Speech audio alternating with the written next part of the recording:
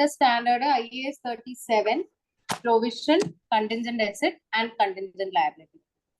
പ്രൊവിഷനിലോട്ട് കടക്കുന്നതിന് മുന്നേ എന്താ ലയബിലിറ്റി എന്നുള്ളത് പറയാം. ഓക്കെ, ലയബിലിറ്റി സിംപ്ലി പുട്ട് അല്ലെങ്കിൽ പച്ച മലയാളത്തിൽ പറയുകയാണെങ്കിൽ നമ്മൾ ഒരാൾക്ക് കടം കൊടുക്കാനുണ്ടെങ്കിൽ കടം അതായത് വാങ്ങിയത് തിരിച്ചടക്കാൻ ബാക്കിയുണ്ടെങ്കിൽ അതാണ് ലയബിലിറ്റി അല്ലെ. അത് കടമാവാം, അല്ലെങ്കിൽ വേറെ എന്തെങ്കിലും തരത്തിൽ നമ്മൾ സാധനം വാങ്ങിച്ചതാവാം, ഓൺ ലോൺ അല്ലെ, ഇപ്പൊ എന്തോ ആവാം. അപ്പൊ അതൊരു ക്രെഡിറ്റർ ആവാം, അല്ലെങ്കിൽ ഒരു ബാങ്കിൽ നമ്മൾ ലോൺ എടുത്ത് തിരിച്ചടക്കേണ്ടതാവാം. ഓക്കെ, അല്ലെങ്കിൽ മറ്റെന്തെങ്കിലും തരത്തിൽ നമ്മളുടെ ബിസിനസ് പുറത്തേക്ക് ഒരു എമൗണ്ട് കൊടുക്കാൻ ബാക്കിയുണ്ടെങ്കിൽ അതാണ് ലയബിലിറ്റി അല്ലെ. ഇനി നമ്മള് സ്റ്റാൻഡേർഡിന്റെ കോണ്ടെക്സ്റ്റിൽ ലയബിലിറ്റി പറയുവാണെങ്കിൽ ലയബിലിറ്റി എന്ന് പറയുന്നത് എന്താണ്? ഒരു പ്രസന്റ് ഓബ്ലിഗേഷൻ ആണ്. ഓബ്ലിഗേഷൻ എന്ന് വെച്ച് കഴിഞ്ഞാൽ സപ്പോസ് നമ്മൾ ഒരു ആളുടെ അടുത്തുനിന്ന് ഒരു $10,000 കടം വാങ്ങി അല്ലെ. അപ്പൊ ഇത് തിരിച്ചടക്കണ്ടേ? തിരിച്ചടക്കുന്നത് വരെ നമ്മളെ കയ്യിൽ we are imposed upon a feeling that this should be paid അല്ലെ. ആ ഒരു ഫീലിംഗ് ആണ് എന്ത്? ഓബ്ലിഗേഷൻ. മനസ്സിലായോ? ഓക്കെ, അപ്പൊ ലയബിലിറ്റി എന്താ? പ്രസന്റ് ഓബ്ലിഗേഷൻ ആണ്. ഇനി എന്തുകൊണ്ടാണ് ആ പ്രസന്റ് ഓബ്ലിഗേഷൻ വന്നത്? നമ്മളൊരു ലോൺ എടുത്തത് കാരണമാണ് അല്ലെ. അപ്പൊ ആ ലോൺ എടുത്തത് എന്നുള്ളത് എന്താണ്? പാസ്റ്റ് ഇവന്റ് ആണ്. അണ്ടർസ്റ്റുഡ്? അപ്പൊ present obligation arising from A past event. ഇനി ഇത് കാരണം എന്ത് സംഭവിക്കും? ഫ്യൂച്ചറിൽ എന്തായാലും നമുക്കത് റീപേ ചെയ്യണ്ടേ. അപ്പൊ നമ്മൾ എന്ത് ചെയ്യും? ഫ്യൂച്ചറിൽ അത് റീപേ ചെയ്യും. അതായത് ഔട്ട്ഫ്ലോ ഓഫ് എക്കണോമിക് റിസോഴ്സസ് ഉണ്ടാവും അല്ലെ. ഒറ്റ സെക്കൻഡ്.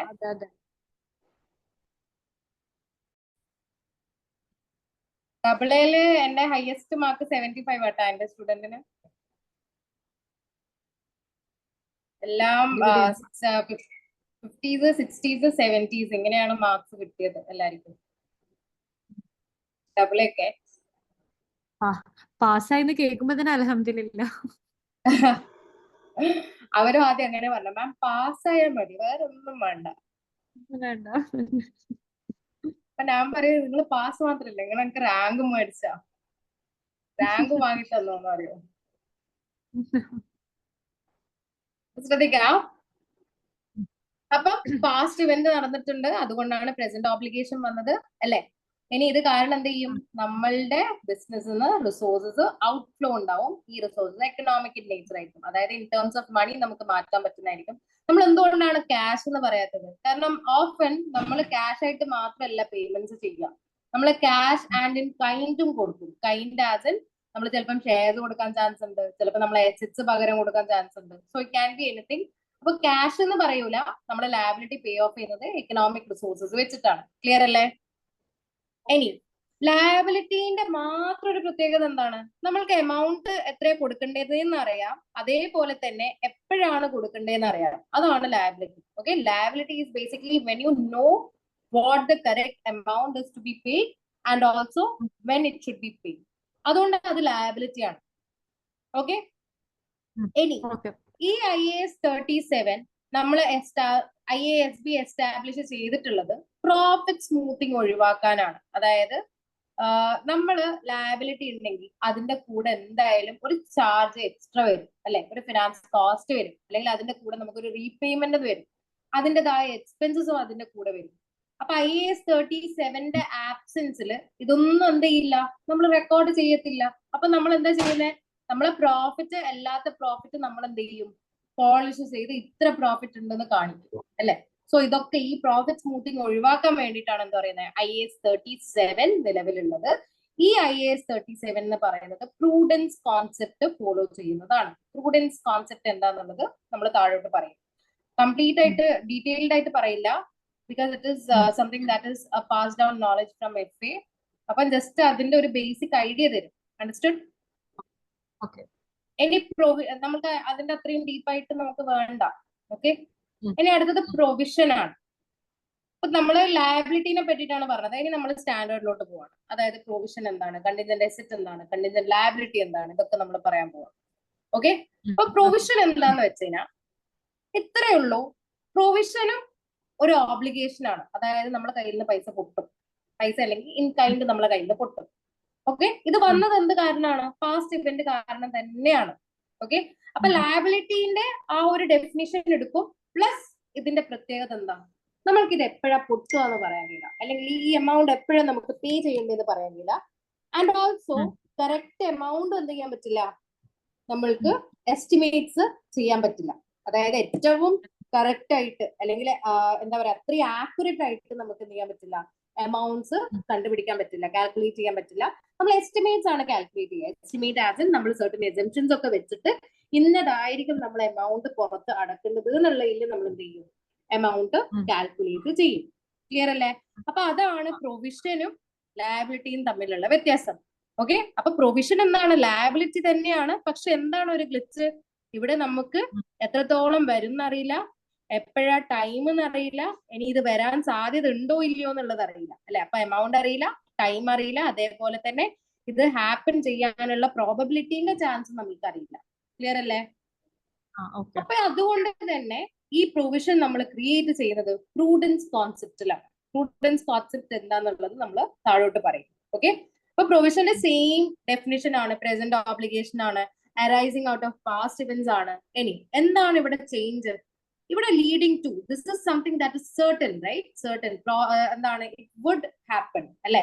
പക്ഷെ ഇവിടെ എന്താണ്, പ്രോബബിൾ ടു ഹാപ്പൻ ആണ്. ക്ലിയർ അല്ലേ? അതായത് സംഭവിക്കാം, സംഭവിച്ചില്ല എന്ന് വരാം അല്ലെ. ഇപ്പൊ രണ്ട് ചാൻസസ് ആണ്. അപ്പൊ അതുകൊണ്ട് നമ്മൾ എന്താണ് പറയാ, പ്രോബബിൾ ടു ഹാപ്പൻ എന്നാണ്. പ്രോബബിൾ ടു ഹാപ്പൻ ഇതിനെയാണ് എന്ത് പറയുന്നത്, പ്രൊവിഷൻ എന്ന് പറയുന്നത്. അണ്ടർസ്റ്റുഡ്? ഇനി പ്രൊവിഷൻ നമ്മൾ റെക്കോർഡ് ചെയ്യുക 3 ക്രൈറ്റീരിയാസ് മീറ്റ് ചെയ്താലാണ് present obligation, probable, reliable estimate. Okay, ഇനി പ്രസന്റ് ഓബ്ലിഗേഷൻ നമ്മൾക്ക് വരുന്നത് ഇപ്പോഴ് നമുക്ക് ആ ഓരോ ഓബ്ലിഗേഷൻ ഉണ്ടോ, നമുക്ക് എക്കണോമിക് റിസോഴ്സ് ഔട്ട്ഫ്ലോ ഉണ്ടാവോ ഇല്ലയോ എന്നുള്ളത് തീരുമാനിക്കുന്നതാണ് പ്രസന്റ് ഓബ്ലിഗേഷൻ.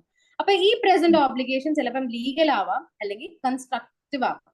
ലീഗൽ എന്ന് പറയുന്നത് according to rules and regulations അല്ലെങ്കിൽ according to that particular legislation in the country, അല്ലെങ്കിൽ ഏതെങ്കിലും തരത്തിൽ നമ്മളെ കസ്റ്റമറുമായിട്ട് കോൺട്രാക്ട് എഴുതിയതിൽ ലീഗലി നമുക്ക് എന്ത് ചെയ്യണം, ഒരു എക്കണോമിക് റിസോഴ്സ് ഔട്ട്ഫ്ലോ ഉണ്ടാവും എന്നുള്ളത് ഉറപ്പാണ്. അങ്ങനെയാണെങ്കിൽ അതെന്താണ്, ഉറപ്പല്ല, പ്രോബബിൾ ആണ്. അങ്ങനെയാണെങ്കിൽ അതെന്താണ്, പ്രസന്റ് ഓബ്ലിഗേഷൻ ആണ്. ക്ലിയർ അല്ലേ? അപ്പൊ ഇത് സംഭവം ശരിക്കും ഉണ്ടാവും, ഇൻ പേപ്പർ ഇങ്ങനെയാണെന്നുണ്ടാവും, അല്ലെങ്കിൽ ബൈ റൂൾസ് ആൻഡ് റെഗുലേഷൻസ് ഇങ്ങനെയാണെന്നുണ്ടാവും. എക്സാമ്പിൾ പറയുവാണെങ്കിൽ നമ്മളുടെ ഗോൾഡ് മൈൻസ് അല്ലെ, ഗോൾഡ് മൈൻസിന്റെ റൂൾ എന്താ, ആഫ്റ്റർ എക്സ്ട്രാക്ഷൻ നമ്മൾ എന്ത് ചെയ്യണം, കംപ്ലീറ്റ്ലി ആ ഒരു ഏരിയ ക്ലീൻ ചെയ്യണം. അത് എല്ലാ കൺട്രിയിലും ഉള്ളതാണ്. ക്ലിയർ അല്ലേ? അപ്പൊ ആ ക്ലീനിങ് ഉണ്ടല്ലോ, ക്ലീനിങ് ഒരു കോസ്റ്റ് ഉണ്ടല്ലോ, ആ കോസ്റ്റ് എന്താണ്, പ്രൊവിഷൻ ആണ്. കാരണം something that is going to happen in the future. പക്ഷെ എത്രത്തോളം ക്ലീനിങ്ങിന് ചാർജ് ആവും എന്നുള്ളത് നമുക്കറിയില്ല. Understood? It would probably happen. Understood? അപ്പൊ ബൈ ലോ നമുക്കത് ചെയ്തിരിക്കണം. ഇനി അടുത്തത് കൺസ്ട്രക്റ്റീവ് ഓബ്ലിഗേഷൻ ആണ്. കൺസ്ട്രക്റ്റീവ് എന്ന് വെച്ചാല് നമ്മളെ കമ്പനി പുറത്തേക്ക് ആസ് ഓഫ് ആർ ബിഹേവിയർ നമ്മൾ കാണിക്കുവാണ്, we are a certain company of policy. ഈ പോളിസി നമ്മളെ കമ്പനിയിലുണ്ട്, അതുകൊണ്ട് ഈ എക്സ്പെൻഡിച്ചർ നമ്മൾ ഭാവിയിൽ എടുക്കും അല്ലെ, അല്ലെങ്കിൽ നമ്മളെ കമ്പനി ഇങ്ങനെ ഒരു പ്രാക്ടീസ് ഫോളോ ചെയ്യുന്നതാണ്, അതുകൊണ്ട് ഈ എക്സ്പെൻഡിച്ചർ നമുക്ക് ഭാവിയിൽ ഉണ്ടാവും. ഫോർ എക്സാമ്പിൾ, നമ്മളെ കമ്പനി ഗ്രീൻ പ്രോഡക്ട്സ് അല്ലെങ്കിൽ എൻവയറമെന്റൽ പ്രൊട്ടക്ഷൻ പ്രൊമോട്ട് ചെയ്യുന്ന ഒരു കമ്പനിയാണെന്ന് വിചാരിക്കുക. ഓക്കെ, അങ്ങനെയാണെങ്കിൽ നമ്മൾ എന്തൊരു കാര്യം ചെയ്തു കഴിഞ്ഞാലും നമ്മൾ എന്താണ് നോക്കുക, ആ ഒരു എൻവയറമെന്റിന്റെ ആ ഒരു എലമെന്റ് അല്ലെ, നമ്മൾ പ്രൊമോട്ട് ചെയ്യുന്ന ആ ഒരു എലമെന്റ് നമ്മൾ ക്ലീൻഡ് ആണോ, അല്ലെങ്കിൽ നമ്മൾ യൂസ് ചെയ്യുന്നത് സേഫ് പ്രോഡക്ട്സ് ആണോ, ഇതൊക്കെ നമ്മൾ നോക്കും അല്ലെ. ഫോർ എക്സാമ്പിൾ, നമ്മളെ കമ്പനി ഒരു ഇവന്റ് നടത്തുവാണ്. ഓക്കെ, ആൻഡ് ആ കമ്പനി കമ്പനി ഹു പ്രൊമോട്ട്സ് എന്താണ് എൻവയറമെന്റൽ പ്രൊട്ടക്ഷൻ ആണെന്ന് വിചാരിക്കാം. അങ്ങനെയാണെങ്കിൽ ആ ഇവന്റിൽ കുറെ എന്ത് സംഭവിക്കും, വേസ്റ്റേജസ് ഒക്കെ ഉണ്ടാവും അല്ലെ. അപ്പൊ കമ്പനിയുടെ ബൈ ബിഹേവിയർ കമ്പനി ഇങ്ങനെ ഒരു കമ്പനിയാണ്. അപ്പൊ കമ്പനി എന്ത് ചെയ്യും, മുൻകൂട്ടിയിട്ട് പ്ലാൻ ചെയ്യും എന്തൊക്കെ തരത്തിലുള്ള യൂട്ടൻസിൽസ് ആണ് ആ ഇവന്റ്സിന് യൂസ് ചെയ്യുക, വേസ്റ്റ് ഡിസ്പോസൽ എങ്ങനെയായിരിക്കും. ക്ലിയർ അല്ലേ? അപ്പൊ അതൊരു ഭാവിയിലെ ഇവന്റ് ആണ്. എസ്റ്റിമേറ്റ്സ് നമുക്ക് എന്താണ് സർട്ടൻ ആയിട്ട് പറയാൻ കഴിയില്ല, നടക്കോ ഇല്ലയോ എന്ന് പറയാൻ കഴിയില്ല അല്ലെ. ടൈമിംഗ് എന്ത് ചെയ്യാൻ പറ്റില്ല, നമുക്ക് അറിയാൻ പറ്റില്ല. അതുകൊണ്ട് നമ്മൾ എന്ത് ചെയ്യും, ഒരു പെർട്ടിക്കുലർ എമൗണ്ട് നമ്മൾ മാറ്റി വെക്കും പ്രൊവിഷൻ ആയിട്ട്. ക്ലിയർ അല്ലേ? ഓക്കെ, ഇനി ഈ ഒരു സംഗതി പ്രോബബിൾ ടു ഹാപ്പൺ ആയിരിക്കണം. അത് ലാസ്റ്റ് നമ്മൾ ഒരു ടേബിൾ പഠിക്കും. എങ്ങനെയാണ് ഒരു സംഭവത്തിന് നമ്മൾ സർട്ടൻ എന്ന് പറയാം, അല്ലെങ്കിൽ പ്രോബബിൾ എന്ന് പറയാം, അല്ലെങ്കിൽ പോസിബിൾ എന്ന് പറയാം, അല്ലെങ്കിൽ റിമോട്ട് എന്ന് പറയാന്ന് പറഞ്ഞിട്ട് നമ്മൾ ഒരു ടേബിൾ പഠിക്കും. അപ്പൊ ആ ടേബിൾ അനുസരിച്ച് അല്ലെങ്കിൽ ഒരു പെർസെന്റേജ് കണക്ക് ഇവാലുവേറ്റ് നമ്മൾ ചെയ്യുമ്പോൾ അതെപ്പോഴും പ്രോബബിൾ ടു ഹാപ്പൻ ആയിരിക്കണം. അങ്ങനെയെങ്കിൽ മാത്രമാണ് അത് പ്രൊവിഷൻ ആവുന്നത്. ക്ലിയർ അല്ലേ? ഇനി ലാസ്റ്റ് വൺ നമ്മൾക്ക് എന്ത് ചെയ്യാൻ പറ്റണം? റിലൈ ചെയ്യാൻ പറ്റുന്ന ഒരു എസ്റ്റിമേറ്റ് നമുക്ക് പ്രിപ്പയർ ചെയ്യാൻ പറ്റണം. എസ്റ്റിമേറ്റ്സ് ഇല്ലേ, പ്രൊവിഷൻ ഇല്ല. അണ്ടർസ്റ്റുഡ്? ഇനി പ്രൊവിഷന്റെ ഡബിൾ എൻട്രി എന്ന് പറയുന്നത് എന്താണോ നമ്മൾ പ്രൊവിഷൻ ആയിട്ട് ക്രിയേറ്റ് ചെയ്യാൻ വേണ്ടി തീരുമാനിക്കുന്നത് അതിനെ എക്സ്പെൻസ് ചെയ്യുക, അതിനെന്ത് ചെയ്യുക, പ്രൊവിഷൻ എന്ന് പറയുന്ന ഒരു ലയബിലിറ്റി അക്കൗണ്ടിലേക്ക് ട്രാൻസ്ഫർ ചെയ്യുക. അപ്പൊ ഡെബിറ്റ് എക്സ്പെൻസ്, ക്രെഡിറ്റ് പ്രൊവിഷൻ. ഇത് ഗ്രൂപ്പ് 1 ആണ്, കൂടുമ്പോൾ ഡെബിറ്റ് ചെയ്യും. ഇത് ഗ്രൂപ്പ് 2 ആണ്, കൂടുമ്പോൾ എന്ത് ചെയ്യും, ക്രെഡിറ്റ് ചെയ്യും. ക്ലിയർ അല്ലേ? ഓക്കെ അല്ലേ സന? ഓക്കെ. ഇപ്പൊ ഞാൻ നേരത്തെ പറഞ്ഞ എക്സാമ്പിൾ ആണെങ്കിൽ ക്ലീനിങ് കോസ്റ്റ് നമ്മൾ എന്ത് ചെയ്യും, debit cleaning expenses. Okay, credit എന്താണ്? ഇതെല്ലാം കൂടി എന്തിലാണ് വരിക? ഡീകമ്മീഷനിങ് കോസ്റ്റിലാണ് വരിക. അപ്പൊ ഡീകമ്മീഷനിങ് അക്കൗണ്ട്, കോസ്റ്റ് അക്കൗണ്ട് എന്ന് പറഞ്ഞിട്ട് നമ്മൾ എന്ത് ചെയ്യും, അതിനെപ്പറ്റി അതിനോട് ഒരു പ്രൊവിഷൻ ക്രിയേറ്റ് ചെയ്യും. ജസ്റ്റ് ഒരു എക്സാമ്പിൾ ആണ്. അണ്ടർസ്റ്റുഡ്? ഇനി പ്രൂഡൻസ് കോൺസെപ്റ്റ് എന്താണ്? ഞാൻ പറഞ്ഞു ഈ IAS 37 ഒക്കെ റൂട്ട് എന്താണ്? പ്രൂഡൻസ് കോൺസെപ്റ്റ് ആണ്. അതായത് പ്രൂഡൻസ് കോൺസെപ്റ്റ് അനുസരിച്ചിട്ടാണ് ഈ IAS 37 എസ്റ്റാബ്ലിഷ് ചെയ്തിട്ടുള്ളത്. എന്താണ് ചാറ്റില്? എന്താ ആമിന? ഹലോ, ചാറ്റിൽ എന്തോ ഡൗട്ട് ചോദിച്ചിട്ടുണ്ട്.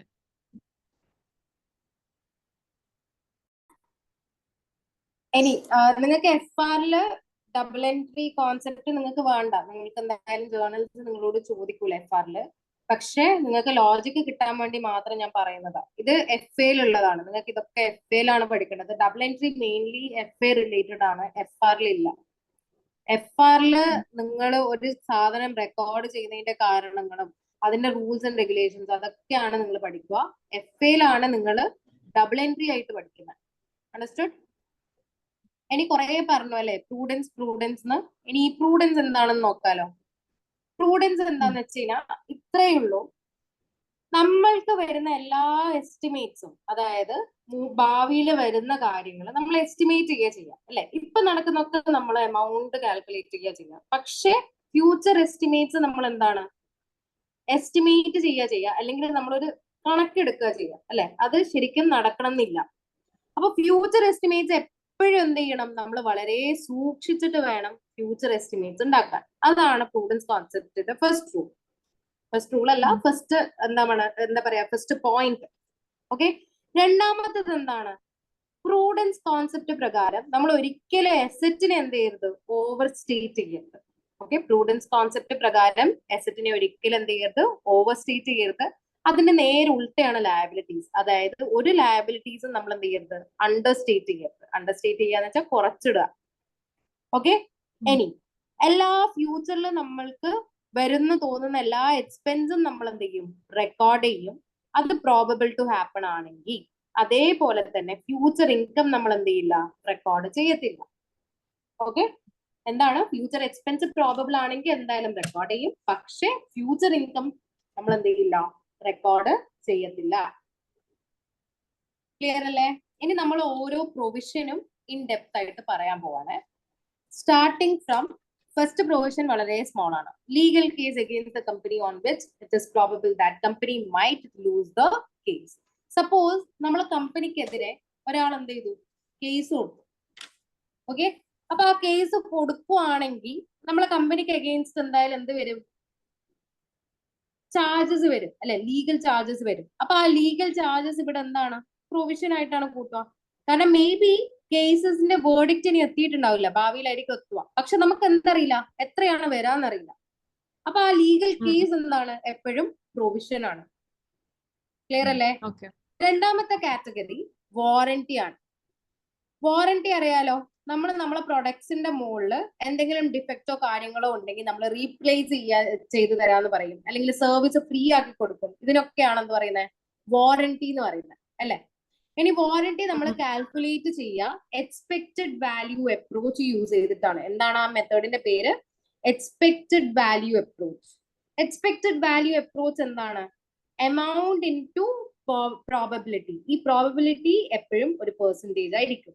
ഓക്കെ, അപ്പൊ നമ്മൾ എമൗണ്ട് എടുക്കും, ഇൻടു പ്രോബബിലിറ്റി ചെയ്യും. ഒരു എക്സാമ്പിൾ പറഞ്ഞെന്നാൽ കുറച്ചുകൂടെ ക്ലിയർ ആവും. ഓക്കെ, എക്സാമ്പിൾ നോക്കുക.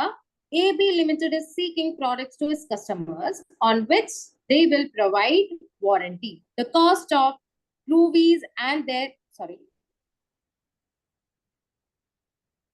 എന്തായാലും എന്തെങ്കിലും മിസ്റ്റേക്സ് ഉണ്ടാവും എന്നുള്ളത് എനിക്ക് ഷുവർ ആയിരുന്നു.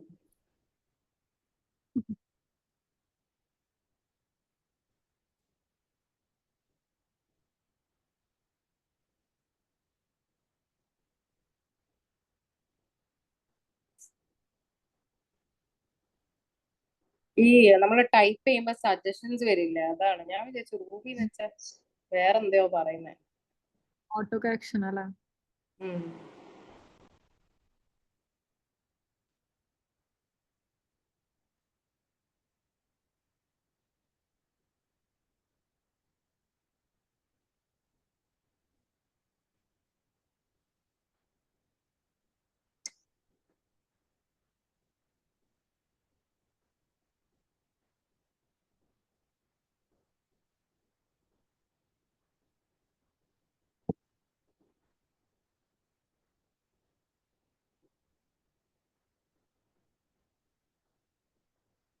Okay. The cost of repairs and their probabilities are given below. അപ്പൊ നമുക്ക് എന്ത് തന്നിട്ടുണ്ട് ഇവിടെ കണ്ടോ? എന്തൊക്കെ റിപ്പയർസ് ആണ് കൊടുക്കുന്നതെന്ന് തന്നിട്ടുണ്ട്. മേജർ റിപ്പയർസ് ഉണ്ട്, മൈനർ റിപ്പയർസ് ഉണ്ട്, നോ റിപ്പയർസ് ഉണ്ടാവുന്ന സെനാരിയോസും ഉണ്ടാവുന്നുണ്ട്. മേജർ റിപ്പയർസിന്റെ എമൗണ്ട് എന്തൊക്കെയാണ്? 5000 ആണ്. മൈനർ റിപ്പയർസിന് 2400 നമുക്ക് സ്പെൻഡ് ചെയ്യേണ്ടി വരും. അതേപോലെ നോ റിപ്പയർസ് ആണെങ്കിൽ നമ്മുടെ കയ്യിൽ നിന്നൊന്നും പോവില്ല, അല്ലെ? 0 ആണ് ബേസിക്കലി. ഇത് വെച്ചിട്ട് നമ്മൾ എന്ത് ചെയ്യണം? വാല്യൂ ഓഫ് പ്രൊവിഷൻ എസ്റ്റിമേറ്റ് ചെയ്യണം. എങ്ങനെയാണ് നമ്മൾ എസ്റ്റിമേറ്റ് ചെയ്യാന്ന് വെച്ചാൽ നമ്മൾ എന്ത് ചെയ്യും? ഈ എമൗണ്ട് ഇൻടു പ്രോബബിലിറ്റി ചെയ്യും. അണ്ടർസ്റ്റുഡ്? അതിനുശേഷം കിട്ടുന്ന എമൗണ്ട് ആണ് എന്ത്? നമ്മളുടെ വാല്യൂ. ക്ലിയർ അല്ലേ?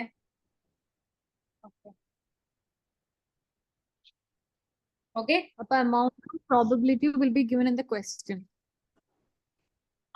എമൗണ്ടും പ്രോബബിലിറ്റിയും ക്വസ്റ്റനിൽ തന്നിട്ടുണ്ടാവും. ഇത് മാക്സിമം ചോദിക്കുക വെറും MCQs ആയിട്ട് മാത്രമാണ്. മിക്കവാറും ചിലപ്പോൾ ചോദിക്കുകയും ചെയ്യില്ല, കാരണം ഇത്രയും സിമ്പിൾ ആയിട്ട് അവർ ഇടൂല. അണ്ടർസ്റ്റുഡ്? അപ്പൊ 5000ന്റെ 40% 2000 അല്ലെ? അപ്പൊ 2000 ടൈംസ് എന്ത് ചെയ്യാ? 2000 എമൗണ്ട് ആയിരിക്കും പ്രോബബ്ലി മേജർ റിപ്പയർസ് വരാം. ഇത് എക്സ്പെക്ടഡ് വാല്യൂ അപ്രോച്ച് ആണ്. ഇനി അടുത്ത 2400 ഇൻറ്റു 720. 2400 ഇൻറ്റു 720 എന്ന് പറയുന്നത് സോറി 2400 into 30% അല്ലേ? ആയിപ്പോതാ. ഓക്കെ, അപ്പൊ 720. ഓൾറൈറ്റ്, ഇതെന്താണ്? 0 ആണ് അല്ലെ? അപ്പൊ ടോട്ടലി നമുക്ക് എത്ര എക്സ്പെൻസ് വന്നു? 2720 അല്ലെ? 20 ആണ് മാം. 29. ആൻസർ ഓൾറെഡി പ്രിപ്പയർ ചെയ്തോണ്ട് ആൻസർ പറഞ്ഞു അത്. ഓക്കെ, അപ്പം 2720 ആണ് നമ്മളുടെ value of provision. Understood? Okay അല്ലേ?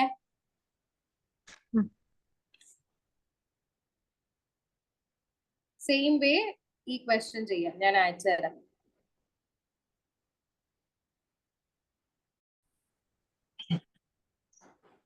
Depreciation account debit, credit, accumulated depreciation അല്ലെ? അപ്പൊ ഇത് നമ്മൾ എവിടത്തേക്ക് എടുക്കുക? SOPL ലോട്ടാണ് എടുക്കുക അല്ലെ? ഇത് നമ്മൾ എവിടത്തേക്ക് എടുക്കുക? SOFP ലോട്ടാണ്. മനസ്സിലായോ? സിമ്പിൾ. കൊറേ ആലോചിച്ച് കൺഫ്യൂഷൻ ആവാനൊന്നും ഇല്ല അവിടെ. ഇതാണ് എപ്പോഴും ഡിപ്രീസിയേഷൻ ചിന്തിച്ചാൽ മതി.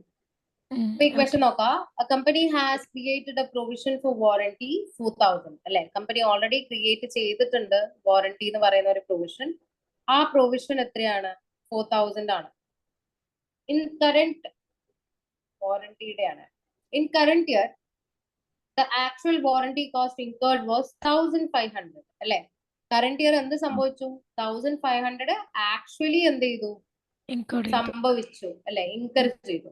The company is planning to create a provision of 6000 for the year, for the current year, for the coming year. Okay. Okay, Okay. for the current year, sorry, current year തന്നെയാണ്. For the അതായത് ഇക്കൊല്ലത്തേക്ക് അല്ലെ? previous year 4000 ഈ year 6000. Okay, for the current year നമ്മൾ എന്ത് ചെയ്യുന്നുണ്ട്? ഇക്കൊല്ലത്തേക്ക് നമ്മൾ തീരുമാനിച്ചു 6000 ആക്കുവാണോ എന്നുള്ളത്.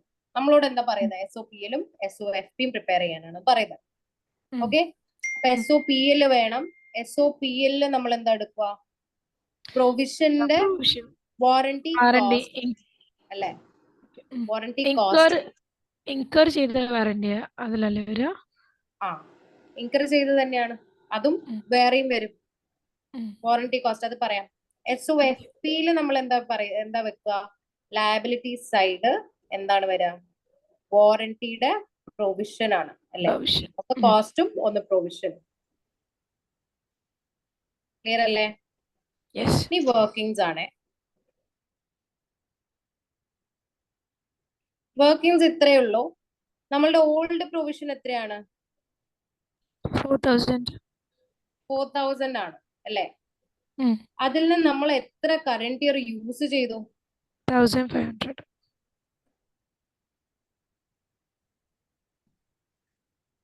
1500.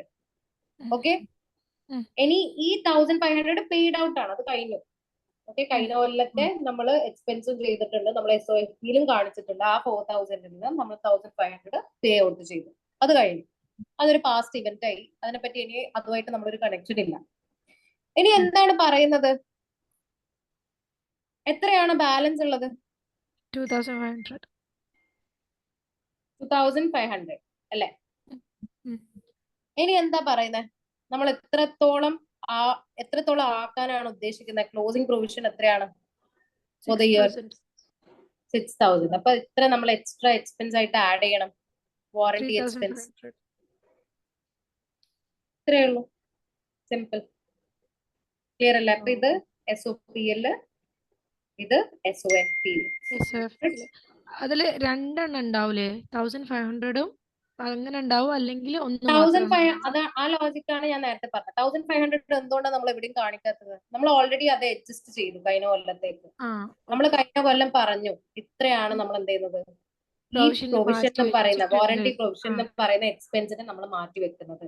അപ്പൊ ഇക്കൊല്ലം നമ്മൾ പേ ഔട്ട് ചെയ്തത് അവിടെ കാണിക്കണ്ട. പകരം മൂവ്മെന്റ്സ് മാത്രമാണ് നമ്മൾ നോക്കുന്നത്, അതായത് ചേഞ്ചസ്. ക്ലിയർ അല്ലേ? അപ്പൊ ഇവിടെ ചേഞ്ചസ് എത്രയാണ്? 3500 ആണ് നമ്മൾ എക്സ്ട്രാ ആഡ് ചെയ്യുന്നത്.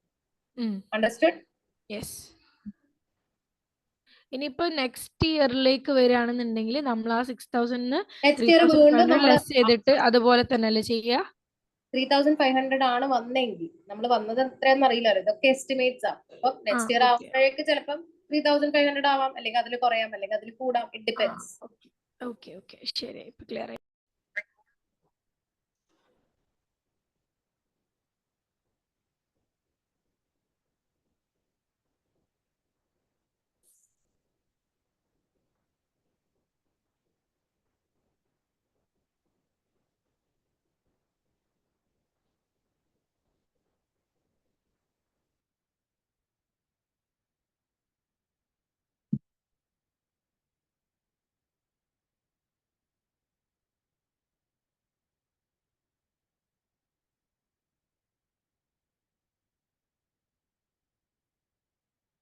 അപ്പൊ ഇങ്ങനത്തെ ക്വസ്റ്റ്യൻസ് ആയിരിക്കും മാം ഇതിൽ വരിക പ്രൊവിഷനിൽ? or this is just a part of the question ആണോ? നിങ്ങൾ എന്തോ പറഞ്ഞിരുന്നോ? എന്തോ ആയില്ല. ഞാൻ പറഞ്ഞത് ഇങ്ങനത്തെ ക്വസ്റ്റ്യൻസ് ആണോ പ്രൊവിഷൻസിൽ അധികം വരിക? Just part. ഇനിയും ഒരു എലമെന്റ് ബാക്കി ഉണ്ട് അത്രേ. ഓക്കെ, ജസ്റ്റ് ഒരു നോട്ടായിട്ട് പറയാണ്. സപ്പോസ് നമ്മൾ ആ പ്രൊവിഷൻ എന്ത് ചെയ്തു? സംഭവിച്ചു. അങ്ങനെയാണെങ്കിൽ ആ പ്രൊവിഷൻ എപ്പോഴാണോ സംഭവിക്കുന്നത് ആ ടൈം ആവുമ്പോഴേക്ക് നമ്മൾ എന്ത് ചെയ്യും? എൻറ്റയർ പ്രൊവിഷൻ നമ്മൾ എന്ത് ചെയ്യും, ക്യാൻസൽ ചെയ്യും. ഓക്കെ, ഒന്നിക്ക് പ്രൊവിഷൻ സംഭവിക്കാം, അല്ലെങ്കിൽ ആ പ്രൊവിഷൻ നോ മോർ എക്സിസ്റ്റ് എന്നുള്ള സിറ്റുവേഷനിലേക്ക് ആവാം. ക്ലിയർ അല്ലേ? അപ്പൊ രണ്ട് കേസിലായാലും നമ്മൾ എന്ത് ചെയ്യും, പ്രൊവിഷൻ നമ്മൾ ക്യാൻസൽ ചെയ്യും. ക്ലിയർ?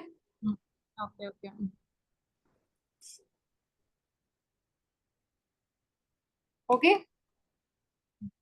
ഇനി അടുത്ത എലമെന്റിലോട്ട് നടക്കാണേ. ആമിനെ പോയോ? പോയി അന്ന് പോയി.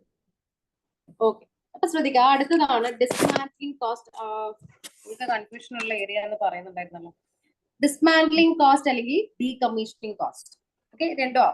ഓക്കെ, ഇനി ഡിസ്മാന്റ്ലിംഗ് ഓർ ഡീകമ്മീഷനിങ് കോസ്റ്റ് എന്ന് പറയുന്നത് ഒരു ഫ്യൂച്ചർ എക്സ്പെൻസ് ആണെന്ന് നമുക്കറിയാം അല്ലേ? ഇവിടെ ഗ്ലിച്ച് എന്താ വെച്ചാ അത് സംഭവിക്കുക കുറെ കൊല്ലം കഴിഞ്ഞിട്ടാണ് അല്ലെ? കുറെ കൊല്ലത്തിന് ശേഷമാണ് എന്ത് ചെയ്യുക, സംഭവിക്കുക അല്ലെ? അപ്പൊ അത്രയും ടൈം ഗ്യാപ്പ് വന്നല്ലോ അല്ലെ? അപ്പൊ ആ ടൈം ഗ്യാപ്പ് വന്നത് കൊണ്ട് മാത്രം നമ്മൾ ഇതിനെ വേറൊരു രീതിയിലാണ് എന്ത് ചെയ്യുക, എമൗണ്ട്സ് എസ്റ്റിമേറ്റ് ചെയ്യുക. ഓക്കെ, അപ്പൊ ഡിസ്മാന്റ്ലിംഗ് കോസ്റ്റ് അല്ലെങ്കിൽ ഡീകമ്മീഷനിങ് കോസ്റ്റ് നടക്കുന്ന സമയത്ത് ഒന്ന് നമ്മൾ എവിടെ കാണിക്കുന്നുണ്ട് ഇത്? പറഞ്ഞാട്ടെ, ഇത് എവിടെയാ പിന്നെ കണ്ടേ? ഇത് എവിടെയാ നമ്മൾ ആദ്യം കണ്ടേ ഈ ഒരു സാധനം? മറ്റേ IFRS ആദ്യത്തിലല്ലേ, സ്റ്റാൻഡേർഡ് 1 IAS 16 ഇനീഷ്യൽ മെഷർമെന്റിന് അല്ലെ?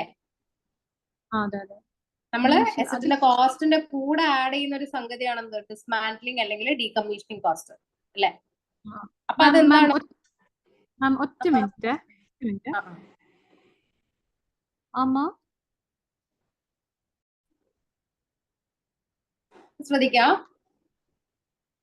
അപ്പൊ എന്ത് സംഭവിച്ചു, എന്താ പറഞ്ഞേ? IAS 16 ഇനീഷ്യൽ മെഷർമെന്റില് നമ്മൾ കോസ്റ്റിന്റെ കൂടെയാണ് ഇത് ആഡ് ചെയ്തത് അല്ലെ? അപ്പൊ ഇതെന്തായി? അക്യുമുലേറ്റ് അല്ല, നമ്മള് ഇനീഷ്യൽ മെഷർമെന്റ് എങ്ങനെയാ ചെയ്തത്? പർച്ചേസ് പ്രൈസ് അല്ലെ, പ്ലസ് ഡയറക്ട്ലി ആട്രിബ്യൂട്ടബിൾ കോസ്റ്റ്, അങ്ങനെയൊക്കെ പറഞ്ഞൊരു സംഭവം പഠിച്ചില്ലേ? അതിന്റെ കൂടെ നമ്മൾ ഡിസ്മാന്റ്ലിംഗ് കോസ്റ്റും കൂടി പഠിച്ചില്ലേ? അപ്പം ഡിസ്മാന്റ്ലിംഗ് കോസ്റ്റ് എന്തായി? ഒരു ക്യാപിറ്റൽ എക്സ്പെൻഡിച്ചറും കൂടിയായി. കാരണം എന്താ? നമ്മൾ IAS 16 കാണിക്കുന്നുണ്ട് അല്ലെ? IAS 40 കാണിക്കുന്നുണ്ട്. IAS 40 സെയിം ആസ് IAS 16 ആണ് ഇനീഷ്യൽ മെഷർമെന്റ് അല്ലെ? അപ്പൊ ഡീകമ്മീഷനിങ് കോസ്റ്റ് പ്രൊവിഷനിലും കൂടി വന്നിട്ടുണ്ടെങ്കിൽ അതിന്റെ അർത്ഥം എന്താ?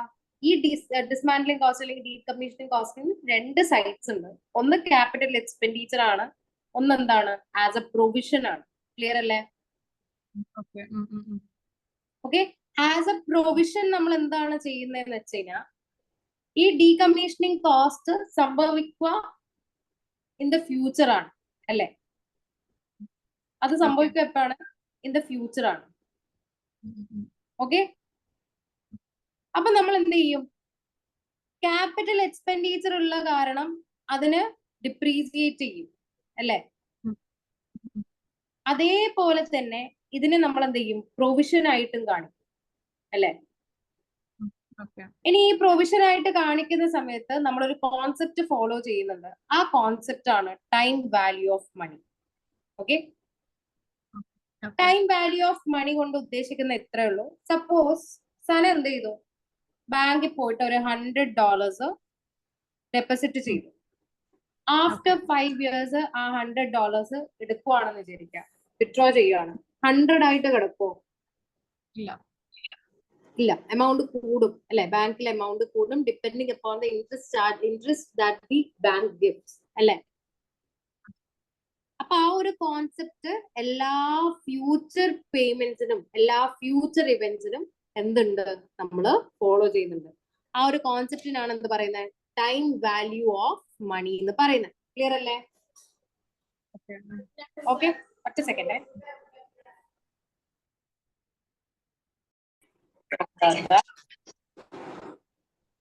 ശ്രദ്ധിക്കാം, നമ്മൾ എന്ത് ചെയ്തു?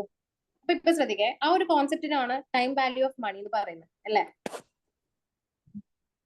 അതായത് ടൈമിനനുസരിച്ച് അല്ലെങ്കിൽ സമയം കടന്നു പോകുന്നതിനനുസരിച്ച് എന്ത് ചെയ്യുക? നമ്മളുടെ മണിയുടെ വാല്യൂ കൂടുക അല്ലെങ്കിൽ കുറയുക, അതിനാണ് ടൈം വാല്യൂ ഓഫ് മണി എന്ന് പറയുന്നത്.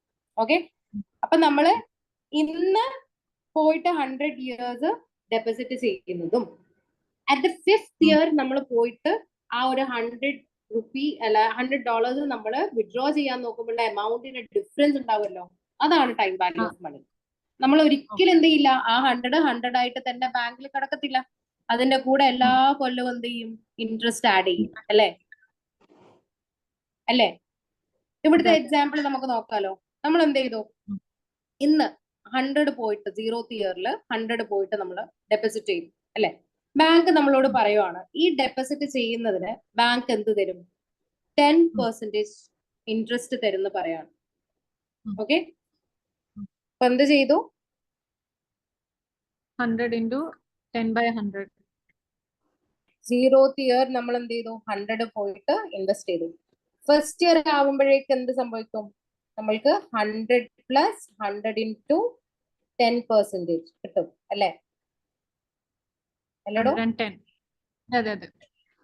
അതേപോലെ സെക്കൻഡ് ഇയർ എന്താണ്, 110 into 10%. അല്ലെ? അതെ. 121. അങ്ങനെ അങ്ങനെ നമ്മൾ ആഡ് ചെയ്ത് പോയി കഴിഞ്ഞാല് നമ്മൾക്ക് എന്ത് ചെയ്യും, 50 ഇയർ ആവുമ്പോഴേക്ക് $161 ആയിട്ട് മാറും. അല്ലെ? അപ്പൊ 100 എന്ന് പറയുന്ന ഡോളറിനാണ് എന്ത് സംഭവിക്കുന്നത്, $161 ആയിട്ട് മാറുന്നത്. അല്ലെ? ഇത് എന്ത് കാരണമാണ്, ഓരോ കൊല്ലവും ഡിപ്രീസിയേഷൻ അതിന്റെ മുകളിൽ കൂടി ആഡ് ചെയ്താണ് എന്ത് ചെയ്യുന്നത്, നമ്മൾ ആ ഒരു 50 ഇയറിൽ ഈ ഒരു എമൗണ്ടിലേക്ക് നമ്മൾ എത്തുന്നത്. അല്ലെ? ഈ ഒരു പ്രോസസ് ഉണ്ടാവുമല്ലോ, അതിനാണ് എന്ത് പറയുന്നത്, കോമ്പൗണ്ടിങ് എന്ന് പറയുന്നത്. ക്ലിയർ? ഇനി കോമ്പൗണ്ടിങ്ങിന്റെ കോൺസെപ്റ്റിൽ എന്താണ്, നമ്മൾ ഇൻട്രസ്റ്റ് ആഡ് ചെയ്യാണ് ചെയ്യുന്നത്. ക്ലിയർ അല്ലേ? അപ്പൊ ബേസിക്കലി നമ്മൾ എന്ത് കാണുവാണ്, ഇന്നത്തെ പ്രസന്റ് വാല്യൂടെ ഫ്യൂച്ചർ ക്യാഷ് ഫ്ലോ ആണ് നമ്മൾ കണ്ടത്. അല്ലെ? ഇന്നത്തെ 100 50 ഇയർ ആവുമ്പോഴേക്ക് എത്ര ആവും എന്നുള്ളതാണ് നമ്മൾ കണ്ടത്. അല്ലെ? അതിനാണ് എന്താ പറയുന്നത്, കോമ്പൗണ്ടിങ് എന്ന് പറയുന്നത്. ഇനി ഇത് ഇങ്ങനെയൊന്നും ചെയ്യാണ്ട് നമുക്ക് ഡയറക്ട്ലി ഒരു ഇക്വേഷൻ കണ്ടുപിടിക്കാം. ആ ഇക്വേഷൻ ആണ് ഇവിടെ പറഞ്ഞത്, future value is equal to present value into 1 plus r raised to n. Value in use പഠിച്ചിട്ടില്ലേ, ആ സംഗതി തന്നെ. ക്ലിയർ? ഓക്കെ, അപ്പൊ ഫ്യൂച്ചർ വാല്യൂടെ നമ്മളെ കയ്യിലുള്ള പ്രസന്റ് വാല്യൂടെ ഫ്യൂച്ചർ വാല്യൂ കാണാൻ വേണ്ടി നമ്മൾ എന്ത് ചെയ്യും, into 1 plus r raised to n. അപ്പൊ FV is equal to PV into 1 plus r raised to n. Clear അല്ലേ? Future value is equal to present value into 1 plus r raised to n. അപ്പൊ ഇവിടെ നമ്മൾ നോക്കുവാണെങ്കിൽ നമ്മൾ എന്ത് ചെയ്തു, present value 0th year 100 ആണ്, നമ്മൾക്ക് കാണേണ്ടത് 50 ഇയറിലെ എമൗണ്ട് ആണ്. അപ്പൊ നമ്മൾ എന്ത് ചെയ്തു, raised to 5 ചെയ്തു, into 1 plus r എന്ന് പറയുന്നത് 10% ആണ്. അപ്പൊ 10/100 ചെയ്ത 0.1. അല്ലെ? അപ്പൊ ബേസിക്കലി എന്തായിരിക്കും, 100 into 1.1 raised to 5. ക്ലിയർ അല്ലേ? അപ്പൊ ഇതും നമുക്ക് അങ്ങനെ മാറ്റാലോ. നമുക്കിപ്പോ ഫസ്റ്റ് ഇയർ കാണേണ്ടത് 100 into 1.1, ഇവിടെ 100 into 1.1 raised to 2. അല്ലെ? ഇവിടെ 100 into 1.1 raised to 3. അങ്ങനെ പോയിക്കൂടെ? അല്ലെങ്കിൽ നമുക്ക് എന്തും ചെയ്യാം, പ്രീവിയസ് ഇയർ into 1.1. കണ്ടോ? ക്ലിയർ അല്ലേ? ഇത് കോമ്പൗണ്ടിങ് ആണ്. ഇത് നമ്മൾ എന്താ ചെയ്യുന്നത്, ആഡ് ചെയ്തുകൊണ്ട് പോവാണ്. അല്ലെ? അതുകൊണ്ടാണ് മൾട്ടിപ്ലിക്കേഷൻ യൂസ് ചെയ്തത്. സപ്പോസ് നിങ്ങൾ ഇവിടെയാണുള്ളത്, നമുക്ക് എന്ത് വേണം, 0th ഇയറിലുള്ള വാല്യൂ വേണം. അല്ലെ? ഒരു ഫ്യൂച്ചർ വാല്യൂടെ പ്രസന്റ് വാല്യൂ എത്രയാണെന്ന് നമുക്ക് അറിയണം. അപ്പൊ നമ്മൾ എന്ത് ചെയ്യും, നേരെ ഓപ്പോസിറ്റ് ചെയ്യും. ആഡ് ചെയ്യുന്ന ഇൻട്രസ്റ്റ് നമ്മൾ എന്ത് ചെയ്യും, മൈനസ് ചെയ്ത് ഡിഡക്ട് ചെയ്ത് കൊണ്ടുവരും. ക്ലിയർ അല്ലേ? അതിനാണ് ഡിസ്കൗണ്ടിങ് എന്ന് പറയുന്നത്. അണ്ടർസ്റ്റുഡ്? അപ്പൊ നമ്മളെ കയ്യില് 50 ഇയറിലുള്ള ഫ്യൂച്ചർ വാല്യൂ ഉണ്ട്, അതായത് 100. ഓക്കെ, നമ്മൾക്ക് എന്ത് വേണം, ഫ്യൂച്ചർ വാല്യൂടെ പ്രസന്റ് വാല്യൂ വേണം. ക്ലിയർ അല്ലേ? അപ്പൊ അതിനാണ് എന്ത് പറയുന്നത്, ഡിസ്കൗണ്ടിങ് എന്ന് പറയുന്നത്. അണ്ടർസ്റ്റുഡ്? ഓക്കെ അല്ലേ? ഓക്കെ, ഡിസ്കൗണ്ടിങ്ങിന്റെ കേസിൽ നമ്മൾ എന്താ ചെയ്യുന്നത്, ഓരോ കൊല്ലവും ഇൻട്രസ്റ്റ് ഡിഡക്ട് ചെയ്തിട്ടാണ് എന്ത് ചെയ്യുക, ആ ഒരു എമൗണ്ടിലേക്ക് എത്തുക. ഇനി ഞാൻ പറഞ്ഞു, ഏതൊരു കാര്യത്തിന്റെ പേരും ഒന്ന് ആഡ് ചെയ്യാൻ അല്ലെങ്കിൽ എമൗണ്ട് കൂട്ടാൻ വേണ്ടി നമ്മൾ മൾട്ടിപ്ലൈ ചെയ്യും. ഇനി എമൗണ്ട് കുറക്കണമെങ്കിൽ നമ്മൾ എന്ത് ചെയ്യും, ഡിവൈഡ് ചെയ്യും. അപ്പൊ PV is equal to FV by 1 plus r raised to n. അതായത് present value is equal to future value divided by 1 plus r raised to n. Clear അല്ലേ? അതാണ് ഓക്കെ. Okay. അതാണ് നമ്മളെ VIU പഠിച്ച ഫോർമുല ഇതാണ് F അല്ലേ? അതെ present value കാണുന്നത്. അതെ, നമ്മള് പ്രസന്റ് വാല്യൂടെ ഫ്യൂച്ചർ പ്രസന്റ് വാല്യൂ കാണുന്നത് ഫ്യൂച്ചർ വാല്യൂടെ അല്ലേ? ഓക്കെ അല്ലേ? ഒരു ക്വസ്റ്റ്യൻ നോക്കാം. An asset was purchased for $10,000 with a useful life of 4 years, after which it will be dismantled for ഒരു കാര്യം ചെയ്യും സന, അത് എഴുതിയെടുക്കാം. Okay.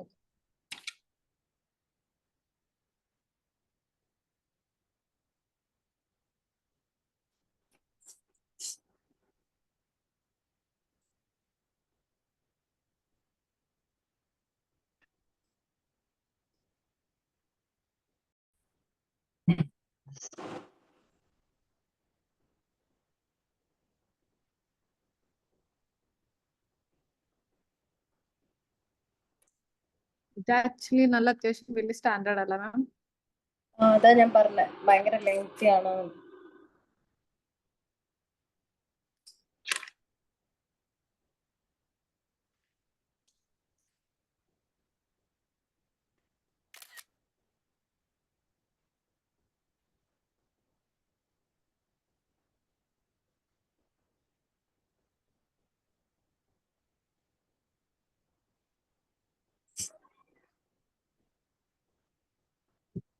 Okay.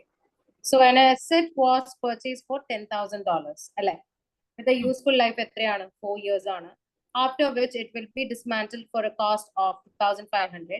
Prepare SOP and SOFP for each of the 4 years. The interest rate is 10%. അല്ലെ? ഇതാണ് നമ്മളുടെ question. നമ്മൾ എങ്ങനെയാണെന്ന് നോക്കാലോ. നമ്മളോട് പറയുന്നുണ്ട് 4 years ആണ് അല്ലെ? അപ്പൊ ടൈം വാല്യൂ ഓഫ് മണിയുടെ കേസിൽ ഒരു ഇയറും കൂടി എക്സ്ട്രാ വരും. അതെന്താണ്? 0th ഇയർ ആണ്. അത്രേ ഉള്ളൂ. ഓക്കെ, അപ്പൊ SOPL 0th ഇയർ നമ്മൾ പറയാ ഓപ്പണിംഗ് ബാലൻസ് എന്ന് പറയാം അല്ലെ? ഓപ്പണിംഗ് ബാലൻസ് ഉണ്ട്, 4 കൊല്ലം വേണം. 1, 2, 3 and 4 അല്ലെ? പിന്നെന്താണ്? അതവിടെ നോക്കുക. ഓക്കെ, ഇനി SOFPയില് നമ്മൾക്ക് എന്താണുള്ളത്? പിന്നെ അസറ്റ് എന്തായാലും ഉണ്ട്, ക്യാപിറ്റൽ എക്സ്പെൻഡിച്ചർ ആവും അല്ലെ? ഡീകമ്മീഷനിങ് കോസ്റ്റ് അസറ്റ് ഉണ്ട്. പിന്നെ പ്രൊവിഷൻ, ലയബിലിറ്റി സൈഡ് പ്രൊവിഷൻ ഉണ്ട് അല്ലെ? ഇത്രയാണ്. ഇനി വർക്കിംഗ്സിലോട്ട് എടുക്കുവാണേ. വർക്കിംഗ്സ് നോക്കാലോ. നമ്മളോട് എന്താ പറയുന്നത്? Asset was purchased for 10,000, 4 years ടൈമിൽ ഡിസ്മാൻഡ്ലിംഗ് കോസ്റ്റ് എത്രയാണ്? ഡിസ്മാൻഡ്ലിംഗ് കോസ്റ്റ് എത്രയാണ് വരുന്നത്? 2,500. 2,500 ആണ് അല്ലേ? ഡിസ്മാൻഡ്ലിംഗ് കോസ്റ്റിന്റെ പ്രസന്റ് വാല്യൂ ഫ്യൂച്ചറിൽ ഇത്രയാവുന്നല്ലേ പറയുന്നത്? അപ്പം ഡിസ്മാൻഡ്ലിംഗ് കോസ്റ്റിന്റെ പ്രസന്റ് വാല്യൂ കാണാൻ വേണ്ടി നമ്മൾ എന്താ ചെയ്യാ?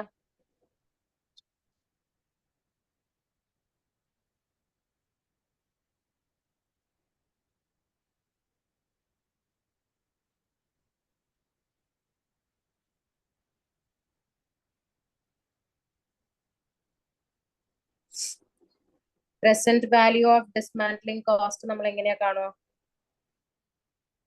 ഫ്യൂച്ചർ വാല്യൂ 2,500 അല്ലെ? ഡിവൈഡഡ് ബൈ 1 പ്ലസ് 10% ആണ്. അപ്പൊ 0.1 raised to എത്ര കൊല്ലത്തേക്കാണ് നമ്മൾ കാണുന്നത്? 4 ഇയേഴ്സിലേക്ക് അല്ലെ? ക്ലിയർ അല്ലേ? 2,500 divided by 1.1 raised to 4. Okay,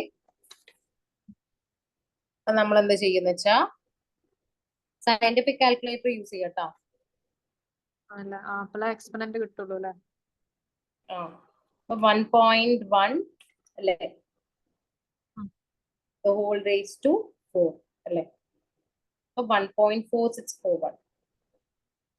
അപ്പം 2,500 divided by 1.4641 എന്ന് പറയുന്നത് എത്രയാണ്? 1707.53 ആണ് അല്ലെ? അപ്പൊ നമ്മൾക്ക് എന്ത് ചെയ്യാം? 1708 എടുക്കാം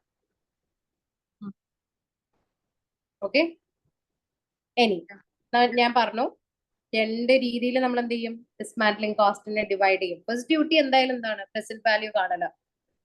ഓക്കെ, ഓക്കെ. അപ്പം ഫസ്റ്റത്തെ എന്താണ്, നമ്മൾ അസറ്റിന്റെ കൂടെ ക്യാപിറ്റലൈസ് ചെയ്യും അല്ലെ. അസറ്റിന്റെ വാല്യൂ 10,000 ആണ്.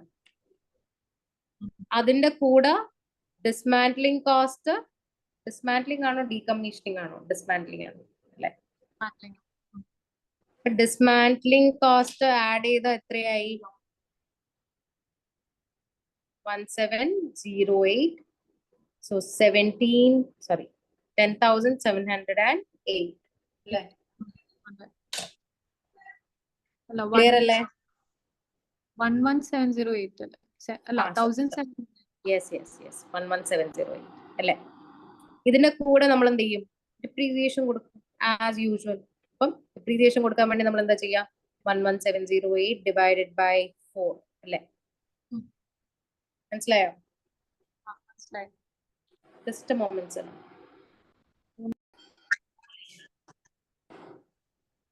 എത്രയാണ് 11708 ഡിവൈഡഡ് ബൈ എത്രയാ, 2927.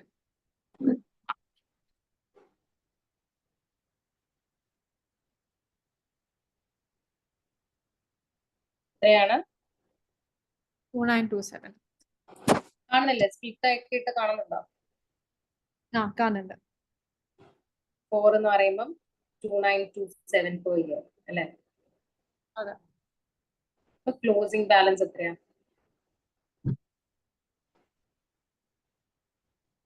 ക്ലോസിംഗ് ബാലൻസ് എത്രയാണ് വരുന്നത്? 11708 മൈനസ് 2927 എന്ന് പറയുന്നത് 8781 അല്ലെ. മനസ്സിലായോ? ക്ലോസിംഗ് ബാലൻസ് ഫോർ ഇയർ 1 ആണ്. ഇതങ്ങനെ പോയിക്കൊണ്ടേ നിൽക്കുന്നിട്ട്. ഇത് ഫസ്റ്റ് ഇയർ ആണ് നമ്മൾ കണ്ടുപിടിക്കുന്നത്. ഇനി ഇവിടെ പ്രൊവിഷന്റെ ഭാഗത്ത് അല്ലെ, പ്രൊവിഷൻ നമ്മൾക്കറിയാം ഓപ്പണിംഗ് ബാലൻസ് നമ്മൾക്ക് എത്രയാ കിട്ടിയേ, 1708 അല്ലേ കിട്ടിയേ അല്ലെ, പ്രസന്റ് വാല്യൂ അല്ലെ. നമ്മൾക്കിനി ഇത് എവിടെ എത്തിക്കണം, ക്ലോസിംഗ് ബാലൻസിലോട്ട് എത്തിക്കണം അല്ലെ. അണ്ടർസ്റ്റുഡ്? അപ്പൊ 0th ഇയർ മുതൽ നമ്മൾ എവിടേക്കാണ് കൊണ്ടുപോകുന്നത്, 4th ഇയർ വരേക്കും കൊണ്ടുപോവാണ് അല്ലെ. അതായത് 0 തൊട്ട് 4ലേക്ക് പോവാണ്. അപ്പൊ ഇവിടെ എന്താണ് നടക്കുന്നത്, കോമ്പൗണ്ടിങ് ആണ് നടക്കുന്നത്. അണ്ടർസ്റ്റുഡ്? ഓക്കെ അല്ലേ? നമ്മൾ ഇൻട്രസ്റ്റ് ആഡ് ചെയ്ത് കൊണ്ടുപോവുക ചെയ്യാം. അപ്പൊ ഫസ്റ്റ് ഇയർ ഇൻട്രസ്റ്റ് എന്തായിരിക്കും, ഫസ്റ്റ് ഇയർ എന്തായിരിക്കും, 1708 ഇൻറ്റു 1.1 raised to 1 അല്ലെ. സെക്കൻഡ് ഇയർ എന്തായിരിക്കും, 1708 ഇൻറ്റു 1.1 raised to 2 അല്ലെ. അല്ലെങ്കിൽ നമ്മൾ എന്ത് ചെയ്താൽ മതി, ഈ ഒരു റിസൾട്ട് ഇൻറ്റു 1.1 ചെയ്ത് പോയാൽ മതി അല്ലെ. അണ്ടർസ്റ്റുഡ്? ക്ലിയർ അല്ലേ? അപ്പൊ ബേസിക്കലി ഇവിടെ എന്താണ് നടക്കുന്നത്, നമ്മള് പ്രൊവിഷൻ എടുക്കും, അതിന്റെ കൂടെ എന്ത് ചെയ്യും, ഇൻട്രസ്റ്റ് ആഡ് ചെയ്യും എല്ലാ കൊല്ലവും. അപ്പൊ ഈ ഇൻട്രസ്റ്റ് എവിടെ പോകണം, ഫിനാൻസ് കോസ്റ്റ് ആയിട്ട് പോകണം. മനസ്സിലായോ? പ്രൊവിഷൻ എവിടെ പോകണം, SOPLോട്ട് പോകണം. Okay, let's do. നമ്മൾക്കറിയാം SOPL ഡിപ്രീസിയേഷൻ സെയിം ആണ്, 2927 അല്ലെ. എല്ലാ കൊല്ലവും എത്രയാണ്, 2927 2927 2927 അല്ലെ. ഓക്കെ അല്ലേ? ഓക്കെ, സ്ക്രീൻ കാണുന്നില്ലേ, കുഴപ്പമില്ലല്ലോ? ഇല്ല, കാണുന്നുണ്ട്.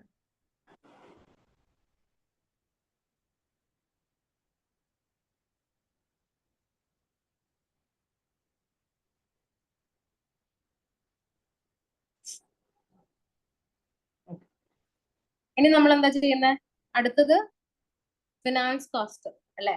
ഞാൻ പറഞ്ഞു ഇൻട്രസ്റ്റ് ഫിനാൻസ് കോസ്റ്റിലാണ് എപ്പോഴും എടുക്കുക. ഫിനാൻസ് കോസ്റ്റ് ഫസ്റ്റ് എത്രയാ വരിക, 1708 ഇൻറ്റു 10%. അല്ലേ അല്ലേ സന? അപ്പം 170.8 എന്ന് പറയുന്നില്ലേ, നമുക്ക് എന്ത് ചെയ്യാം 171 എടുക്കാം. ക്ലിയർ അല്ലേ? ഓക്കെ. ഇനി അടുത്ത കൊല്ലത്തേക്ക് എത്രയായി എമൗണ്ട്? 1708 ഇൻറ്റു 1.1 ആയി അല്ലേ? ഇൻറ്റു ആ ഇയറിലെ ഇൻട്രസ്റ്റ് നമ്മൾ എങ്ങനെയാ കാണുക? ഇൻറ്റു 10% ആണ് അല്ലേ? 187. അതെങ്ങനെ മാം? എനിക്കത് മനസ്സിലായിട്ടില്ല. സെക്കൻഡ് ഇയറിലുള്ളത് ഒന്നും വേണ്ട, നമുക്ക് ആദ്യം ലയബിലിറ്റി കണ്ടുപിടിക്കാം. ഫസ്റ്റ് താഴേക്കാണ്, നമുക്ക് കുറച്ചുകൂടി എളുപ്പമാവും. പ്രൊവിഷൻ ഫസ്റ്റ് ഇയർ എത്രയാണ്? നമുക്ക് ഓപ്പണിംഗ് ബാലൻസ് എത്രയാണ്? 1708 ആണ് അല്ലേ? ഇത്രയും മനസ്സിലായില്ലേ? സെക്കൻഡ് ഇയർ ആവുമ്പോഴേക്ക് എത്രയാവും? 17 കാൽക്കുലേറ്റർ കാണാൻ പറ്റുന്നില്ലേ? ഇൻറ്റു 1.1 ആയി അല്ലേ? 1878.8 ആയി അല്ലേ? 1878.8 ആയി. 8 എന്ന് പറയുമ്പോൾ നമുക്ക് 79 എടുക്കാം അല്ലേ? 78 എന്നുള്ളത് 79. നെക്സ്റ്റ് ഇയർ ആവുമ്പോഴേക്ക് വീണ്ടും എന്ത് ചെയ്തു? 1.1 ഇൻറ്റു ചെയ്തു 2067 ആയി അല്ലേ? അല്ലേ? ഇൻറ്റു 1.1 വീണ്ടും ചെയ്തു 2273 ആയി അല്ലേ?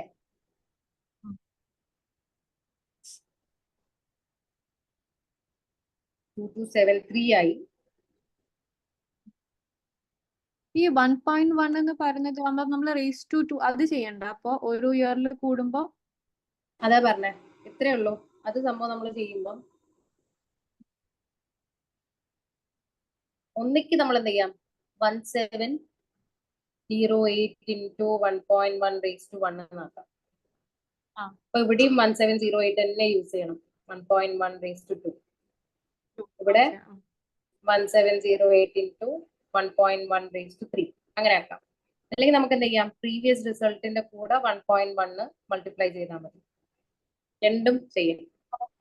ഓക്കെ മനസ്സിലായി. ഓക്കെ 1879 ഇൻറ്റു 1.1 ഇടുമ്പോ അടുത്ത ഇയർത്തെ എമൗണ്ട് കിട്ടും.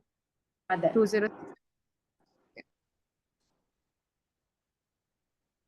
ഓക്കെ, അപ്പൊ ഇവിടെ 2273 ആണ് അല്ലെ?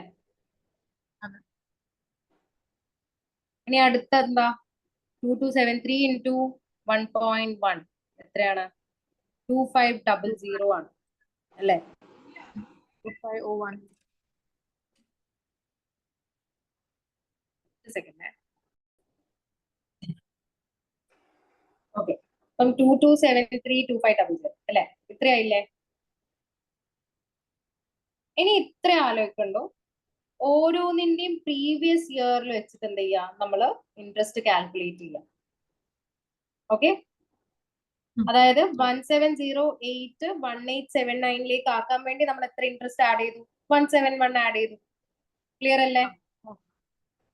അതേപോലെ 1879 2067 ആക്കാൻ വേണ്ടി നമ്മൾ എത്ര ഇൻട്രസ്റ്റ് ആഡ് ചെയ്തു? അങ്ങനെ കണ്ടുപിടിക്കോ. Alright, clear? അപ്പൊ 1879 ഇൻറ്റു 10% ഇൻട്രസ്റ്റ് അടക്കമാണ് എന്ത് സംഭവിക്കുന്നത്? ഫൈനാൻസ് കോസ്റ്റ് വരുന്ന. അതെ, 188 ആഡ് ചെയ്തപ്പോഴാണ് 1879 2067 കൺവേർട്ട് ആവുന്നത്. ക്ലിയർ ആയോ? മനസ്സിലായി. ഓക്കെ, സെയിം വേ 2067 2273 പോവാൻ വേണ്ടി എന്ത് ചെയ്യണം? 2067 ഇൻറ്റു 10% ആക്കണം. അതായത് 207 ആവണം. മനസ്സിലായോ? അതേപോലെ 2273 2500 ആവാൻ വേണ്ടി 2273 കൂടെ നമ്മൾ എന്ത് ചെയ്യണം?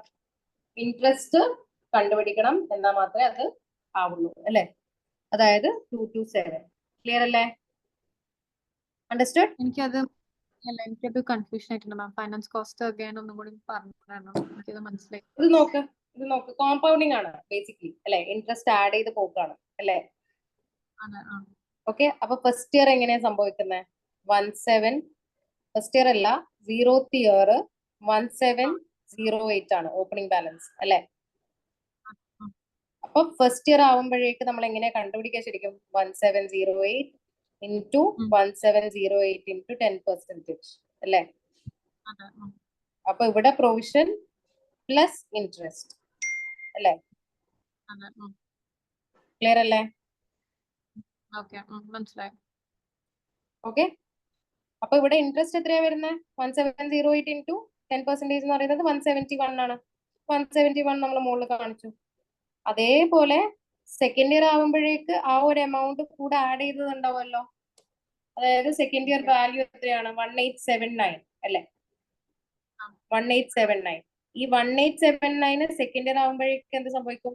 1879 into 1879 into 10% അല്ലെ? അതായത് ഇത് പ്രൊവിഷൻ, ഇത് അതിന്റെ ഇൻട്രസ്റ്റ്. അങ്ങനെയല്ലേ നമ്മൾ ചെയ്യുന്നത്? സന, അതെ അതെ അതെ മനസ്സിലായി മനസ്സിലായി. അങ്ങനെ ഇങ്ങനെ ആഡ് ചെയ്ത് നമുക്ക് ഈ ആൻസർ കിട്ടും. അണ്ടർസ്റ്റാൻഡ്? ഇനി അസറ്റിന്റെ കേസ് എടുക്കുവാണെങ്കിൽ ഓപ്പണിംഗ് ബാലൻസ് എത്രയാണ്? 11708 ആണ്. ഫസ്റ്റ് ഇയർ ആവുമ്പോഴേക്ക് 2927 മൈനസ് ചെയ്യാം അല്ലെ? 29278781 കിട്ടും. വീണ്ടും 2927 മൈനസ് ചെയ്യാം, 5854 കിട്ടും അല്ലെ? വീണ്ടും 2927 മൈനസ് ചെയ്യാം, 2927 കിട്ടും. ലാസ്റ്റ് ഇയർ അസറ്റിന്റെ വാല്യൂ 0 ആയി. ക്ലിയർ അല്ലേ? അണ്ടർസ്റ്റുഡ്? കുറച്ച് നല്ലോണം ഇരുന്ന് ചെയ്യണം. അപ്പൊ ഞാൻ എന്ത് ചെയ്യുന്ന വെച്ചാ ഇവിടെ ക്ലാസ് നിർത്തുവാണ്. ഹോംവർക്ക് ഉണ്ട്. ഇപ്പം ചെയ്ത സംഭവം വീണ്ടും റിപ്പീറ്റഡ്ലി റെക്കോർഡിങ് കേൾക്കുക. എന്നിട്ട് വീണ്ടും എന്ത് ചെയ്യുക? അതിനുശേഷം മാത്രം ഈ ആൻസർ സ്വന്തമായിട്ട് ചെയ്യാൻ നോക്കുക. ഓക്കെ, ഇതേപോലത്തെ ഒരു ക്വസ്റ്റ്യൻ. മാം ഈ 1.1 എന്ന് പറയുന്നത് 10% അല്ല ആക്ച്വലി? 1 plus R 1.1. ഇനി അങ്ങനെയാണ് നമ്മൾ ഇൻട്രസ്റ്റ് എപ്പോഴും ആഡ് ചെയ്യുക, ഒരു കൊല്ലത്തെ ഇൻട്രസ്റ്റ്. അണ്ടർസ്റ്റുഡ്? 1 പ്ലസ് 0.1 അല്ലേ? അതെ, 10% എന്ന് പറയുന്നത് 10% നമ്മൾ കാൽക്കുലേറ്ററിൽ ചെയ്ത് എത്ര കിട്ടും? 0.1. ഓക്കെ, അപ്പൊ ഈ ഇയറിന്റെ പറയുമ്പോ 1.1. അതെ. അപ്പൊ എന്ത് ചെയ്യാച്ചാ മൊത്തമായിട്ട് റെക്കോർഡിങ്സ് ഒന്നും കൂടി കേൾക്കുക. അതിനുശേഷം മാത്രം ഈ ആൻസർ സ്വന്തമായിട്ട് ട്രൈ ചെയ്യുക. ഞാൻ എന്ത് ചെയ്യും? ഒരു ക്വസ്റ്റ്യനും കൂടി അയച്ചു തരും. Okay okay Sana, thank you.